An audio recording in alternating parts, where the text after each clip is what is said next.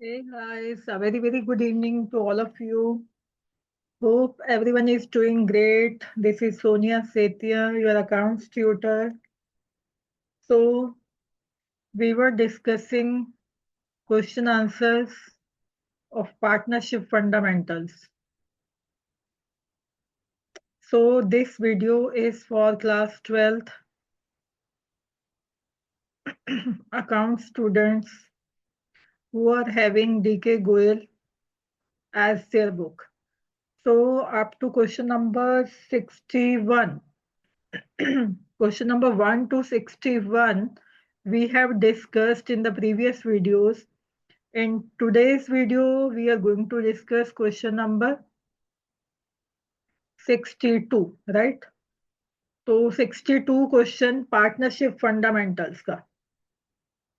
Partnership fundamentals, chapter 1 of partnership accounting, right? So let's read the statement of question number 62. The capitals of A, B, and C showed a credit balances of 5 lakh, 3 lakh, and 2 lakh respectively after taking into account drawings and net profit of 3 lakh. तो यहाँ पे A B C partners हैं, उनकी Capitals हैं 5 लाख, 3 लाख, 2 लाख, और profit उन्होंने दे दिया हमें 3 लाख का. And there PSR, they shared the profit in the ratio of 2:1:1. The drawings of the partners during the year, ये यहाँ पे जरा सा इसको आप ठीक कर लेना. ये ईयर है हमारे पास 23-24, राइट, और यहाँ पे भी 24. तो ईयर की करेक्शन यहाँ पे कर लेना आप. 23-24 वर number 1, A withdrew 10,000 at the beginning of each half year. So be cautious here. In the beginning of the month भी नहीं बोला, क्वार्टर भी नहीं बोला, और यहाँ पे बोला है in the beginning of half year. And second part, B withdrew 10,000 at the end of each half year. C's drawings are C की जो ड्रॉइंग्स हैं वो है 1 मई 2020 को 6,000, 1 अक्टूबर 20 को, यहाँ पे 23 कर लेना आप, 23 सब पे, और लास्ट वाले पे 24, राइट. 23 की जो ड्रॉइंग्स है 6,000, 5,000, 4,000 and 5,000. Calculate interest on partners capital at the rate of 8% per annum. जो IOC है उसका रेट उन्होंने दे दिया 8%, and interest on drawings at the rate of 10% for the year ending 31 मार्च 2024. तो यहाँ पे हमें क्या कैलकुलेट करना है? IOC and IOD, right. तो A और B की ड्राइंग्स उन्होंने दे दी है 10,000, 10,000, एंड C की जो रैंडम ड्राइंग्स हैं जहाँ पे कि हम प्रोडक्ट मेथड लगाने वाले हैं, तो ये तीनों का IOD भी कैलकुलेट करना है एंड IOC भी कैलकुलेट करना है. And one thing more you have to take care here, that जो हमें कैपिटल के बैलेंस गिवन है 5 lakh, 3 lakh and 2 lakh respectively, after taking into account drawings और नेट प्रॉफिट का एडजस्टमेंट कर लिया गया है. ड्राइंग्स की एडजस्टमेंट भी की गई है, जो ड्राइंग्स गिवन है हमारे पास, और जो नेट प्रॉफिट है 3 लाख का, उसको भी डिस्ट्रीब्यूट करके जो बाद में हमारे पास कैपिटल आई वो गिवन है. It means this is the closing capital. Although they have not provided us the date that 31st March, but उन्होंने हमें दूसरा क्लू दे दिया है कि एडजस्टमेंट जो है ड्राइंग की और प्रॉफिट की करके जो capital I, this is the that one capital, right. तो यहाँ पे ये आपको क्या गिवन है? ये क्लोजिंग कैपिटल गिवन है. तो इस चीज का आप पूरा यहाँ पे ध्यान रखोगे, because we need to calculate opening capital here, because always we calculate IOC on the opening capital, right? Not on the closing capital. So first of all, we'll find out the opening capital here through the closing capital and adjustments of drawings and profit, right? Hope the statement is clear, crystal clear to everyone. Now we are moving towards the solution. So let's solve this question.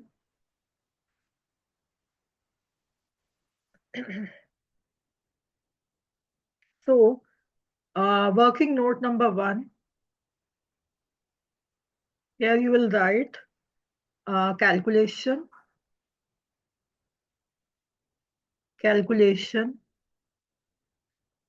of opening capital and IOC. मैंने इकट्ठा ही collectively इसको लिख दिया है। आप चाहो तो पहले ओपनिंग कैपिटल कैलकुलेट कर सकते हो और वर्किंग नोट 2 में आप आईओसी कैलकुलेट कर सकते हो, right?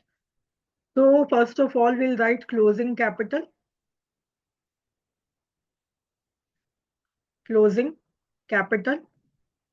A B and C, right?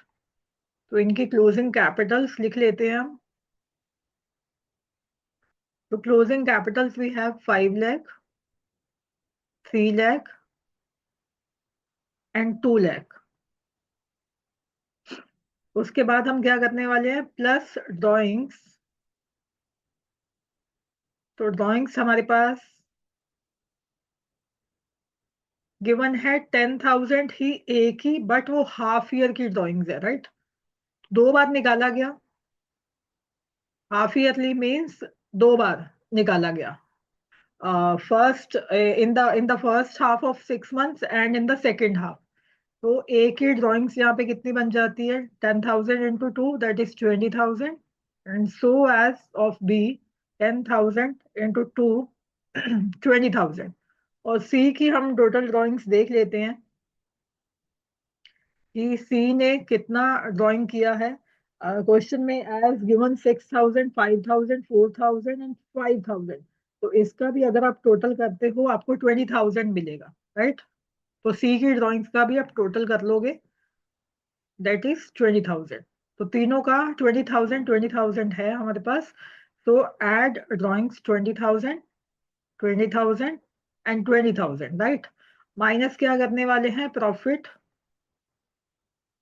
Profit को माइनस करने वाले हो आप। So profit we have 3 lakh, right? 3 lakh का हमारे पास प्रॉफिट है। जस्ट ओके, 3 lakh का प्रॉफिट है एंड द PSR इज 2:1:1, यानी कि 2 + 1 + 1 4 हो जाता है। तो 2/4, 2/4 एंड 3 lakh इंटू 1/4। तो इसको अगर आप कैलकुलेट करते हो you will get 1,50,000, 75,000 and 75,000। So let's write this in table. 1,50,000, 75,000 and 75,000. We'll write this profit in the brackets because जो हम डिडक्ट करते हैं वो आप ब्रैकेट में ही यहाँ शो करते हो, राइट? तो ये आ जाता है आपका opening capital. So 5 lakh plus 20,000 minus 1,50,000, that is 3,70,000. 3 lakh plus 20,000 minus 70,000, that is 2,45,000. And 2 lakh plus 20,000 minus 75,000, that is 1,45,000. और यहाँ पे आप IOC भी कैलकुलेट कर लोगे एट द रेट ऑफ 8%। तो let's make a working note for this as well. So you can write calculation of IOC. So we have 3,70,000 opening capital for A, B के लिए हमारे पास है 2,45,000 and for C we have 1,45,000 at the rate of 8%, 8% and 8%. तो इसको अगर आप calculate करते हो you will get 29,600 and 19,600 and 11,600. तो इसका भी आप वर्किंग नोट बना सकते हो, राइट? तो let's write this as well कि हमने आईओसी कैलकुलेट कर लिया है, राइट? सो 29,600, 19,600 and 11,600. So we have solved the first part of this question, that was the calculation of IOC. तो IOC हमने सबका कैलकुलेट कर लिया है, राइट? 29,000, 19,600 and 11,600.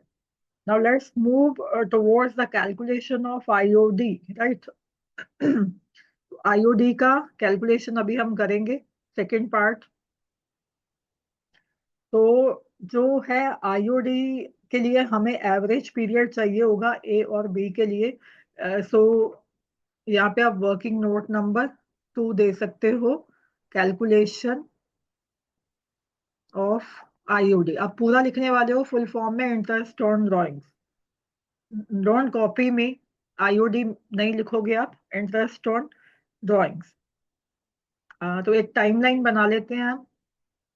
तो ये है आपका 1 अप्रैल, राइट? 1 अप्रैल, और दो पार्ट्स में आप डिवाइड कर दोगे इस टाइमलाइन को। First for the first 6 months and second part is for the next remaining 6 months, right? तो ये है आपका 31 मार्च। तो मैंने मार्क जो है लगा दिया है मिड में। ये पहले वाले 6 मंथ्स है और ये लास्ट वाले 6 मंथ्स है। तो ड्राइंग की गई है at the beginning of each half year. Beginning, half year की बिगिनिंग कहाँ पे हो रही है? 1 अप्रैल को। तो उसके बाद आपके कितने मंथ्स बचते हैं? सारे के सारे, क्योंकि 1 अप्रैल से लेके 31 मार्च तक यू हैव 12 मंथ्स। तो let's calculate the average period for this. तो average period would be equal to time left after first drawing। ये क्वेश्चन हम काफी कर चुके हैं। If you have missed those videos you can watch those videos for the better clarity, right? Time left after first drawing and time left after the last drawing, right? And divide this by 2. Okay, so let's see कि जो time है वो कितना बचा है after the first drawing. We have seen कि 12 months पूरे बचे हैं, राइट? क्योंकि 1 अप्रैल को हमने ड्राइंग की, तो remaining all months we have, right? तो यहाँ पे आप लिखोगे 12। ओके, एंड सेकेंड ड्राइंग कब की गई? सेकेंड ड्राइंग की गई सेकेंड जो हाफ है, जहाँ पे कि beginning of each half year. तो यहाँ पे बिगिनिंग हो रही है दूसरे हाफ की 1 अक्टूबर को, राइट? तो 1 अक्टूबर से लेके आप 31 मार्च तक अगर काउंट करते हो, let's count with me, October, November, December, Jan, Feb and March. So we have 6 months here, right? तो राइट हियर 6 मंथ्स, क्योंकि 1 अक्टूबर के बाद 31 मार्च तक आपके पास 6 मंथ्स है। So that's why I have written 6 here and divide this by 2। So this will become 18/2 and finally 9 months. Average जो period है A के लिए वो आ गया हमारा 9 मंथ्स का, राइट? तो इसका भी अभी इसका आईओडी भी कैलकुलेट कर लेते हैं हम, राइट? इसका आईओडी कैलकुलेट करेंगे अभी, then will move towards the calculation of IOD for B करेंगे।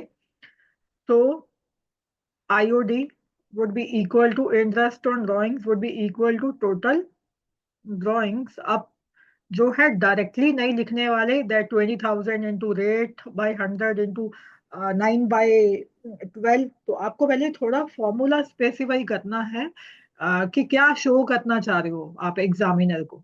तो ये जो फिगर्स है आपने कैसे ली हैं, so write the formula first, right, by 100 into average period by 12। So total drawings we have 20,000, जो कि हमने कैलकुलेट कर लिया था, and rate we have, let me check the rate. 10%. Okay, 10 by 100. And average period we have calculated, that is 9/12. तो इसको अगर आप कट डाउन करते हो, कैलकुलेट करते हो, you will get 1500. Right? For A, we have calculated IOD, that is 1500. Hope this is clear to everyone कि हमने कैसे इसको IOD को कैलकुलेट किया A के लिए, right? So let's move towards the calculation of IOD for B. So B के लिए भी हम एक टाइमलाइन बना लेंगे, स्ट्रेट आप लाइन बना के टाइमलाइन बना लोगे। 1 अप्रैल, एंड पूरे मंथ्स लिखना चाहते हो तो आप पूरे भी लिख सकते हो, अप्रैल, मई, जून, जुलाई, अगस्त, सितंबर। तो यहाँ पे हम लिख देते हैं 30 सितंबर, जहाँ पे कि मिड हो रहा है, यहाँ लिख देते हैं हम 31 मार्च। तो फॉर्मूला एक बार लिख लेते हैं हम। तो average period would be equal to time left after first drawing plus time left after last drawing, divide this by 2।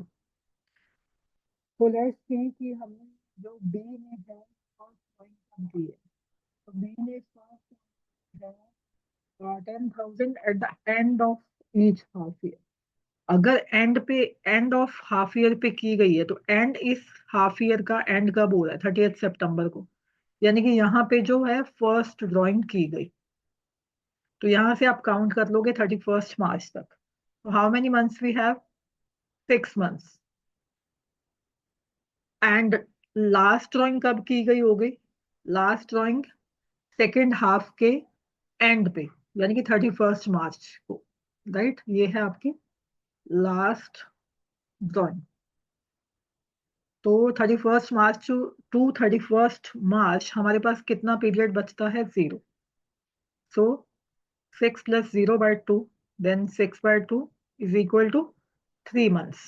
तो ये आ जाता है हमारा 3 मंथ्स।